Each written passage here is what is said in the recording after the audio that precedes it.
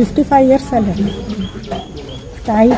आई ते प्रसन्न झाला त्यांना सांगते आई करतात सेवा आणि इतकी वर्षात आई सेवा करतात पण तिथे आता जाणटी झाले पण बाबा करताल पहिली आई प्रसन्न झाले त्यांना सांग आता 55 years झाले चालतात. लोक खंयच्यान पैसा येतात वास्को पणजी म्हापसा. तुम्हाला कितले असे लोक येतात? येतात सर हजारासमोर येतात.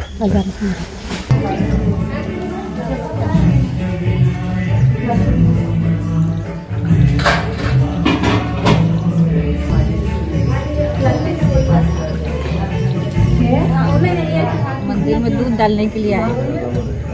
दूध डालने के बाद कैसा लगा? क्या मन्नत मांगी भगवान से? अच्छा लगा, मांगा मन्नत भगवान अच्छा घर परिवार इतना मांगते.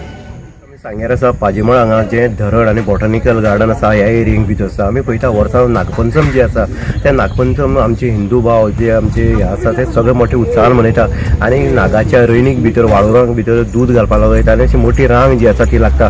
आणि एक हे आसा वैशिश्ट आसा किंवा एक परंपरा जी आसा ती हिंदू धर्मा भितर ती आसा नागपंचमीक नागाक दूध घालप आणि अशा हितून भितर हिंदू सुवासिनी ज्यो आसा त्यो आनी आपल्या परिवारा सकट हांगा येतात आणि नागाचे दूध जे आसा नागाक ते दूध घालतात.